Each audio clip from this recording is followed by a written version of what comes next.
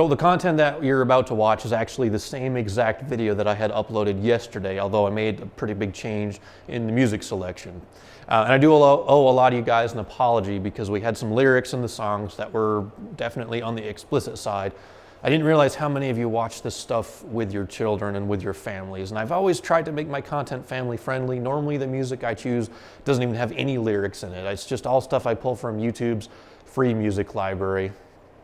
And the frustrating thing for me as a creator is the genres of music that I personally enjoy and listen to fall under the categories of alternative and punk and rock and roll. And normally, YouTube doesn't put a lot of new songs up there in those two genres. So yesterday when I was on, kind of browsing through the music, trying to find stuff that fits the length of the B-roll that I've edited, I saw they had a few new artists on there, and so I was like, man, this is fresh, they've got some new music, we'll give it a shot. I did spot check it, I realized that there was some profanity in there, but I didn't think it was as big of a deal because, like I said, I didn't realize how many of you guys watch this stuff with your family. So I apologize for that. I'm sorry we put some explicit lyrics in the content. We're not going to be doing that again. It was like a one-time only thing. And you let me know right away in the comments that was definitely not cool. So once again, I apologize for that. It's not going to be happening again. I do have a serious question though about just kind of the format of these videos, and I want to get your feedback on there because there's a couple different ways that I've seen other creators do this type of, working in the shop content. Either you can just have no music at all. Some guys will do voiceover and kind of explain what they're doing as it happens. And then of course, what I've historically done in the past is just have some background music playing as I work. Now, personally, just, from my point of view, I'm not you guys, I don't enjoy doing voiceovers, number one, because it's just another step in the production process. But number two is because I don't want to have a video where it's just like 20 to 25 minutes of me talking nonstop. I try to edit things in such a way in the B-roll where the action kind of is self-explanatory with what I'm doing. I just show the steps. I've done voiceovers before. I've tried it on and off. At my last job, that's all we did was voiceovers. So to me, just having background music playing is kind of my preferred method and let the visuals kind of tell the tale. But would you guys prefer to have no background music at all? Because I know even the songs that I choose, they're not everybody's cup of tea. Or would you prefer the voiceovers? Let me know what you think. That's kind of my take on it. Once again, I apologize for the explicit lyrics in yesterday's upload. We will not do that again. Thank you for watching, guys. Enjoy the content. Alrighty guys, today we are going to begin installing the LSA Supercharger onto my 2000 Chevy Silverado. I'm LT, and if you're new to the channel, welcome, and please consider subscribing because we are trying to reach 100,000 subs. But second, let me give you the really brief cliff notes of this project and kind of where we're at. It's a single cab step-side short box. It's a 4-wheel drive that we are converting to all-wheel drive, thus it has been lowered down just a little bit. It's got a 4.8 under the hood, and yes, I know I could have started with a 5.3 or a 6.0. You guys give me crap about that all the time, but I like doing stuff a little different, and I haven't seen a whole lot of 4.8s with superchargers on them, so I kind of want to see what we can do with it. Maybe down the road we'll swap it out to like a 5.3, 6.0, 6.2, or something different. But anyway, in terms of the 4.8 that we are going to be working with, last fall we yanked it out of the truck and completely tore it apart to kind of help prepare it for boost. So we opened up the ring gaps. It's got MLS head gaskets, ARP head bolts, a performance camshaft, LS7 lifters, different valve springs, long tube headers, 4-inch exhaust, 430 gears out back, and then we have a 450 liter per hour fuel pump in the tank. So basically, we're ready for the power adder. And the one that I selected was a BOOST DISTRICT LSA Supercharger kit. And in the last video, I showed you guys all the parts that it comes with, which basically is everything that you need to get an LSA blower installed onto your Chevy Silverado. My goal for this video is actually to get the blower sitting on top of the engine kind of in its permanent home, so I can begin mapping out things like the connections we'll have to make to the fuel line, the air intake tube, if I'm going to have to relocate the battery or not, and where things are going to get mounted. So in order to get it installed, of course, we have to remove the intake tube, we have to remove the intake manifold. Most of the accessories will have to come off because they're going to get relocated to a different spot to make room for the supercharger. So the only thing we got left to do is quit talking and start disassembling this truck.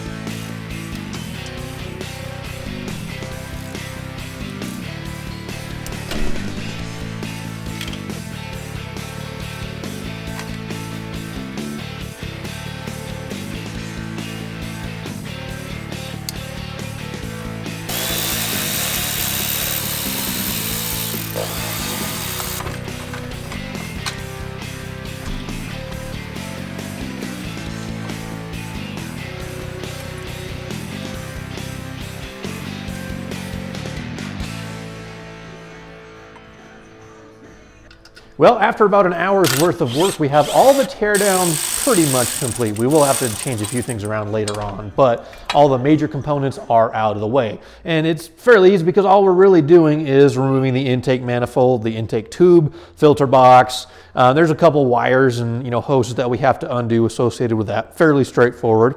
And then on the driver's side of the engine, we pulled off the serpentine accessory bracket and the power steering pump pulley, but I actually left the physical power steering pump itself still bolted to the block just because it'll kind of hold it in place for now. I will have to move that once we put the Boost District bracket on there, but at least for now it's just kind of hanging out, and we'll take care of that later on. For now, I just want to get the supercharger actually bolted onto the engine. That's kind of like the main centerpiece. So to do that, that means I got to work on the adapter plates just a little bit, and mainly it's because of a few different options that this truck has, and you might not have to do any of these steps depending on what your truck is like. So the first change that I'm going to have to make is because of the ARP head bolts that I have. If you can see these guys right here, there's 1, 2, and 3 of them, and they have just a little bit larger head than some of the factory bolts. So the adapter plate sits almost perfectly flat with the block, and in fact it might be perfectly flat, but to me it looks like these are just barely touching. So all I'm going to do is put a shallow relief on the back side of the adapter in these 3 spots, and the driver's side is done. So that's really simple. We're going to do the same thing on the passenger side, but the bigger problem there is because we have this 4-corner steam vent kit that kind of runs right through there. This was on the truck when I bought it. I think it's original, but a lot of truck engines I've seen only have the steam ports that kind of come across the front of the heads. I like the fact that it has the 4-corner vent because that'll kind of improve cooling or whatever, but in this case, it is going to require we clearance just a little bit of that bracket, or the adapter plate rather, so we can get that to slide under the steam vent. I'll probably kind of split the difference. I'll pry up on the hose or the hard line just a little bit, and I'll clearance that just a little bit. Because all we got to do is be able to get it to slide underneath. And I already checked on the back side, and I think I've got enough room where I can work on that without actually getting into the gasket area for the cathedral port side. So this is where the gasket goes on the rectangle port side, so we got plenty of room down there. And then of course, we're just gonna make sure we don't get into that area there. So I'll get the die grinder out, we'll start making clearance there, and then we'll get these adapters bolted on with the gaskets.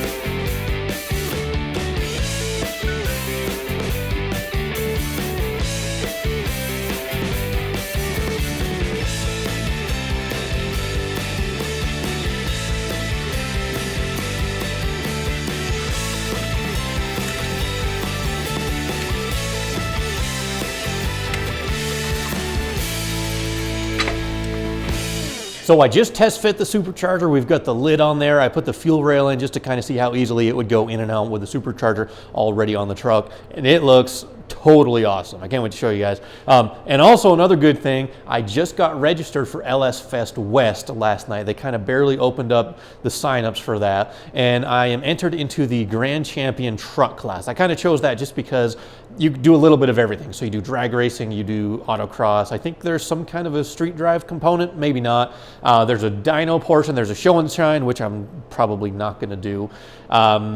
I'm not sure how we'll do the dyno thing because this truck will probably be all-wheel drive by then.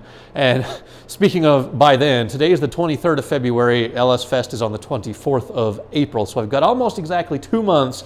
And in that time frame, I want to get the all-wheel drive conversion done. I want to swap to a 4L80. I want to build some sort of a traction device for the back because this thing wheel hops really, really badly now. Redo my front suspension, put some bigger brakes on the truck, a different sway bar up front, probably the coilover conversion by then, and of course finishing up the LSA project and getting it tuned. So there's a gazillion different things I've got to do in 60 days. Totally doable, but we are going to have our work cut out for us. But anyway, in terms of the supercharger install, that's kind of how she looks. I just love it. I love that it's a factory supercharger. It's got factory fit and finish, and the ZL1 lid, it looks so cool to me. So I'm really, really happy with my decision to go with the LSA Supercharger. Yeah, I mean, turbos look cool hanging off to the side, but to me, that is the most awesome look that we could go for. There's a couple tight spots where the lid of the vacuum bypass valve thing is. It's almost touching the upper radiator hose. In fact, it might just kind of barely be kissing it. But that's not a big deal because, number one, that's rubber, and number two, I don't have the gaskets underneath the supercharger just yet. They have those kind of aluminum core gaskets with like the rubber O-ring in there, and it'll space it up by maybe just a little less than 1/8 of an inch. So totally not a big deal there. I am going to have to do just a little bit more grinding on the fuel rail though, because this is a Corvette LS9 fuel rail I found out, not a CTS-V or a ZL1 fuel rail. I mentioned this last time, but the reason why we do that is because it has the inlet on the driver's side over here, which makes it much simpler to connect to my original lines there. So we'll have a regulator probably on the firewall, 2 short runs of hose there, and 1 short run into the fuel rail.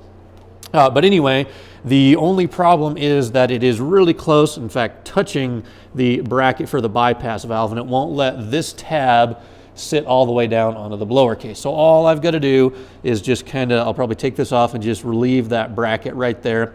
I'm not sure if I have to grind away any aluminum. I think it's mostly just on the bracket, but once again, not a big deal, really simple. And then we can get the fuel rail permanently installed onto the blower. I stuck it in there for now with no injectors just because I wanted to see if I could do it in the truck once the supercharger was actually bolted to the engine, but it's going to be a lot easier to get the injectors and the fuel rail mounted out here on the bench and then just drop the blower in all at once. When we do drop the blower in, it is going to be a little bit tricky to get the adapter plates lined up, but thankfully both gaskets are going to be permanently attached because there's a groove in the bottom of the adapter plate, and then the supercharger side, they actually rivet to the bottom of the supercharger. So let's pull the blower back off, we'll get the things clearest and the injectors put in, and we'll stick it back onto the truck for good.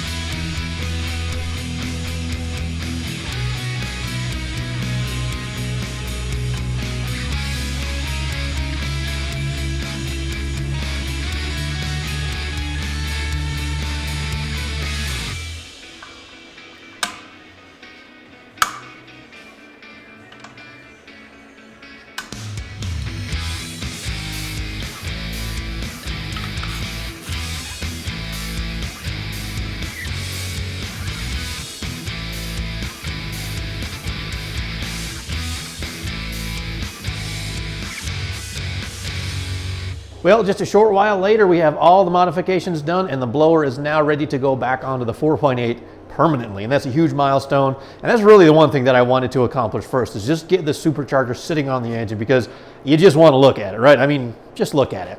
So anyway, this is the finished product, and most of the work was actually just clearancing for the LS9 fuel rail. There's the aluminum casting right there. You're going to have to grind down that a little bit, and then of course the bracket itself for the bypass valve. I've got probably an 1/8 of an inch of clearance, if it'll focus, which it won't. Come on. About an 1/8 of an inch of clearance. You'll just have to take my word for it. But you want to make sure you have enough free space in there, because this doesn't really like flex or anything like that. But if you have it touching, then it could kind of rub through there and cause problems later on. So anyway, get yourself just a little bit of free space in there, but don't go too crazy, because there's a bolt right there and you don't, I mean, I've got plenty of space left, but if you go kind of nuts, you could definitely lose some of the threads for that bolt. So anyway, that was the majority of the work. We got the injectors in the fuel rail. Those are FIC 850s. And I think depending on the fuel pressure and what specific fuel you run through them, they'll support somewhere between like 800 and 900 horsepower, which is definitely more than we're going to be doing at first.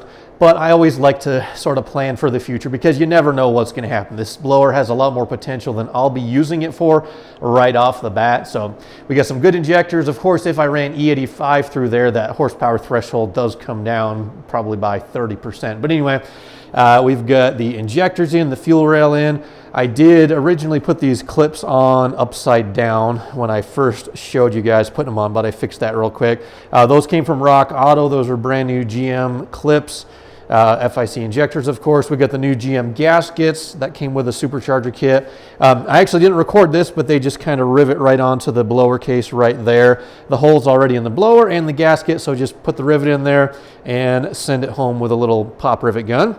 And then finally, I put just a little bit of Vaseline on these seals here and on this side here, just because whenever we lower the supercharger into place, it's probably going to take a little bit of movement of the adapter plate to get the bolt to go straight down through, because it's a pretty precise fit, but there's a little bit of room on the cylinder head for the adapter plate to kind of move up and down. So just by putting a little bit of lube on there, that'll let the adapters and the gaskets move without kind of pinching or tearing or rolling over.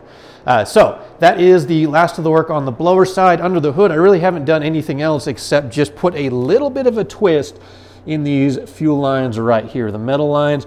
I just kind of twisted them maybe like 5 or 10 degrees towards the firewall, just so that'll let the hoses kind of pass back in this corner a little bit easier. But other than that, bending the fuel lines and bending this steam tube right there, that's the only modifications we've had to do under this hood. So let's get that supercharger sent home and see how it looks.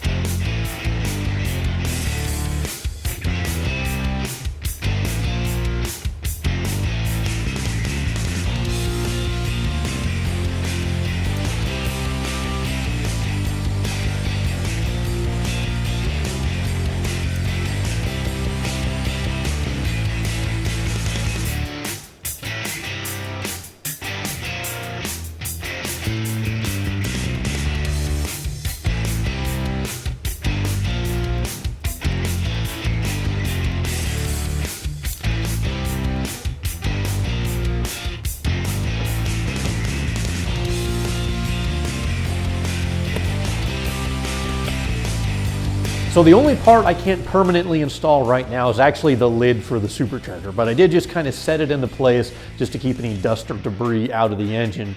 But the reason I can't put it on is because I pulled the heat exchanger out and I sent it away to get the end tanks kind of welded up and reinforced. And I'll show you guys that as soon as they come back, but the finished product is definitely looking good. That's what it takes to install a LSA supercharger onto a Gen 3 LS truck engine. And these steps are probably going to be exactly the same, no matter what kind of Gen 3 you have, whether it's in a Camaro or a Corvette or, or a swap application. So remember to check out Boost District if you need anything LSA related.